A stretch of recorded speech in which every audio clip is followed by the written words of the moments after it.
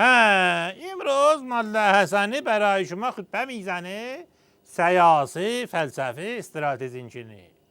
اول از اون که برای مذاکره اتمی که میروه، ملا حسنی بایستی که برای خود ببره. مخصوصاً الان که بازداشت بسته شده. آخه جواب 5 به اضافه 1 یا جواب 3 به اضافه 3 من بلدم. که ریاضیاتم همشه خیلی خوب بوده. من فقط یک کمی تو اون قسمت نقاشی ریاضیات ضعیف بوده. یعنی مثلا یادمون میرفتی که اون 9 که می نویسند اون جیردکانش کدام وره. اما زیرنج بودی تقلب می زدم. از بغل دستی می پرسیدم که اون جیردکان 9 چپی یا راسته. که بغل دستی می گفت چپه. اما دوباره رفتوزه می شدم. چون یادمون میرفت که چپ این وره یا اون وره. آخر همچون که من با درس مدرسه با فهم شعور اینا خیلی مخالف بودی رفته حوزه.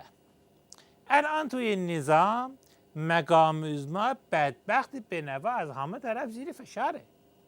یک زهرمار میخواهد بخورد، اونو هم از دماغش در میآوره.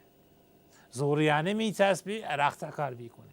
طرح اقتصادانه میچسبه، اون آجدانس اتمی میآید دنبال زاندرفوش. به این ظرف زهلم گتمش دهنه میزنه، دیر واپس توی نظام جمع میشه. البته از نظر فلسفه آدم ها 3 دسته اند. دسته اول، دسته دوم و مهمتر از همه دسته سوم. به همین خاطری که دایره زندگی یک مربع است که 3 ضلع دارد، خارجی و داخلی. شما نگاه میکنید لباس ها در آب کوتاه میشود اما برنج در آب دراز میشه. پس در زندگی خودت بسیجی گوش کن، تو گریه میکنی یا میخنده. در زندگی خودت مثل لباس باش که برنج روی آن ریخته. در تابستان روز همین بسط میشی، دراز میشی، آستین همین قبض میشی، کوتاه میشی. اینها گشت ارشاد هم مثل سستی که وقتی که هوا گرمی میشه از صاف فاضلاب میزنه بیرون. گشت ارشاد ماهواره را هم میگیره. گردن؟ ماهواره میگیری. البته ماهواره خودش خوب داره، بد داره ها. ماهواره نظام خوبه، ماهواره مهاره بده. یعنی اون ببین که با ماهواره چه کار میکنه. مثل چاقه. ممکنه که مثلا چاقه اگر میدهی دست جراحی میکنی، بی خودی بی جهت لهو لعب. اما اگر چاقه میدی دست بسیجی حمله میکنه، تظاهرات در هم بر هم میزنه. پس بسیجی آخه اون گریه است میکنه. عجب بدبختی به نوا. به قول شاعر محله گدوخلام منه. آخه بشو که به اندازه منم تو نمیفهمه. اونجا نشستی. اگر تو بیزه میکردی بار از روی دوش مقام عظمانه برمیداشتی. فهمده؟ دوش چه میگویم؟ نه اون دوش که از آن آب سخت کردمی آیه ها. اون یکی دوش که اگر روی آن بار میگذاره خم میشه. البته روی اون دوش هم اگر بار میگذاره خم میشه. من خودم گذاشته خم شد. اصلا این وسط بسیجی گوش کن. اولا وسط یک معما. اون چه بسیجی که زردی دراز یک خورده کجه موزه دیدی خودم زودتر عقلم بیشتر بود. پس اون دونا. اما برمیگردی به بحث ملا حسنه.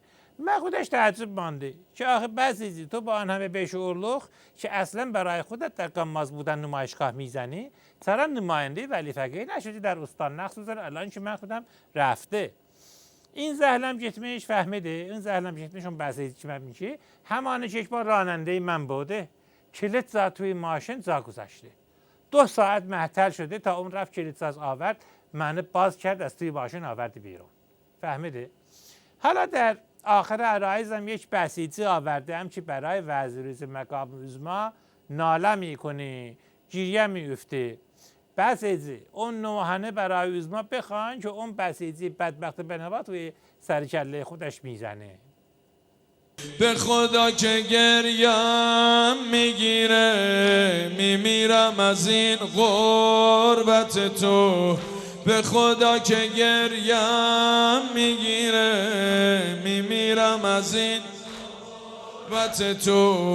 الهی که آتیش بگیره، اونی که شکست حرمت تو. از داغت بغزی توی گلومه از داغ بغزی توی گلومه میشکن بغزم امشب خیلی آقا مظلومه از داغ بغزی توی گلومه میشکن بغزم امشب خیلی آقا مظلومه برات بمیرم آقا برات